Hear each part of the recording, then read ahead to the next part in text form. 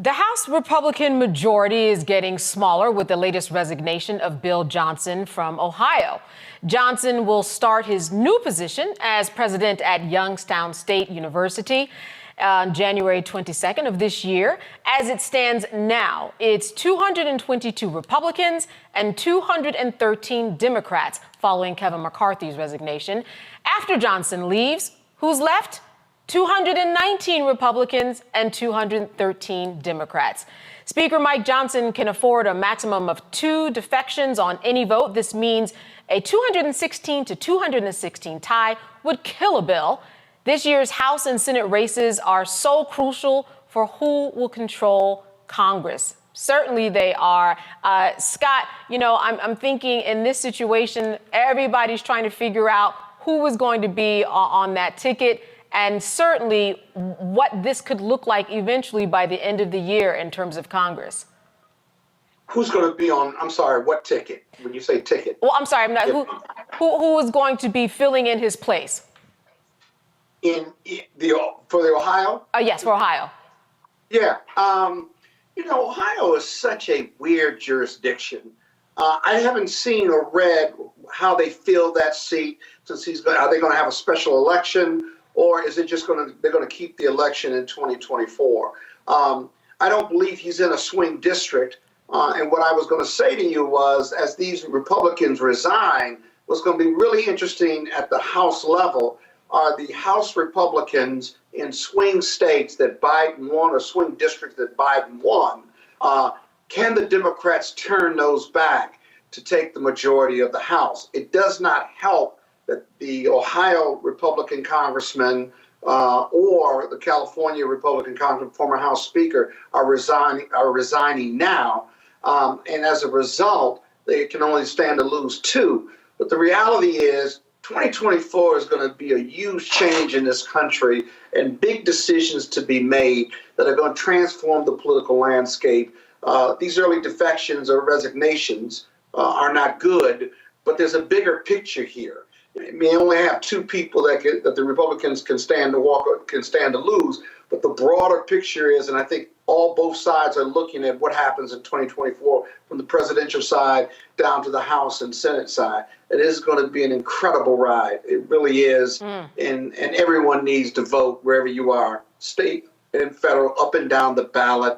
Well, you got these criminal trials and civil trials, but you also got these incredible races.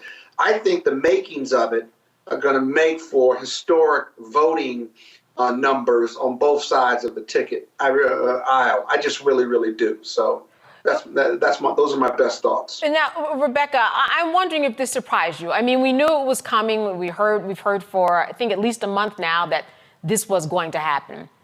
But did it surprise you that this was the move that he took in terms of this early retirement from his seat? Well, it's not super surprising. Like, initially, I got excited. I was like, Ohio congressman getting ready to resign. I was hoping and praying it was Jim Jordan. But here's the thing, Jim Jordan can't get a job in higher ed. He kind of got issues with like a sex scandal that he helped cover up. But that aside, what's exciting about Ohio in 2024 is that there's going to be a ballot initiative, a redistricting ballot initiative for fair maps in Ohio. So what's really interesting about the 8th district is once, it looks like the Ohio voters, because it's polling really well, are going to pass a fair maps initiative to make sure that maps are drawn in a way that's fair and representative of the actual residents and voters in the state of Ohio. So my best guess is that the congressional makeup right now that's very extremely gerrymandered to favor the Republican Party probably isn't going to look like that once this ballot initiative passes and maps are redrawn. So there's going to be a lot of folks who are going to have to maneuver and leave Congress, or they're going to have to run against each other in the primaries. Absolutely. Now, Scott, what are your thoughts about who is the typical candidate you think will take his place? Depending on how the maps are drawn in Ohio and even in Georgia and a few other places, that's going to play a large part in who potentially is going to not only run, but who's going to win. What do these maps ultimately look like. So I think it's hard to say. If you were talking about the Senate races, you would look for House of Representatives in those states to move up, if you will, or to move out, or to make some determination about running for governorship. But I think it's a wide open race. I think it's the 6th district, not the 8th district. That's a friendly amendment to my colleague's statement. But I also think that once the maps play out, you'll get good competition in the primaries on these states, on those districts, right? But ultimately, how they're cut up is going to dictate who the most likely winners are. But both sides, especially if they've recut districts, will have primaries, strong primaries.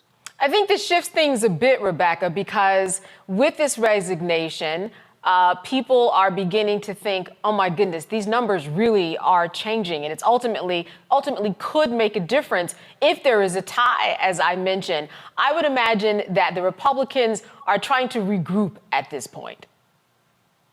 What's that budget going to look like? There's two budget votes that are going to be coming up in the next 6 weeks.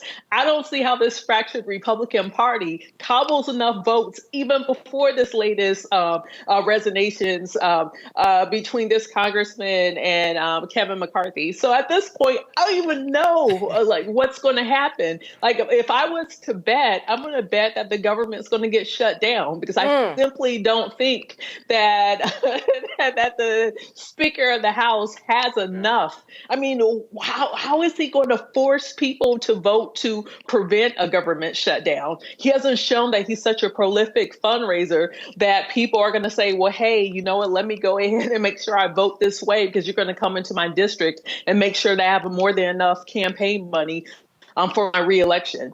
So I really don't know what the carrot is or what the stick is here. I don't even think that the Republican Party has really thought out what the Republican caucus is doing in the House.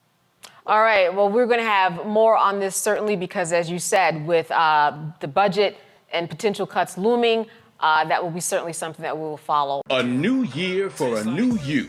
Curl Prep Natural Hair Solutions at curlprep.com is an amazing organic line for curls, locks, braids, twists, and even those wigs and extensions. Women, men, and children are loving this line. Look at this video and you be the judge. People line up to see this product in action at hair shows, and when they take a seat and try it, they don't believe it's their hair.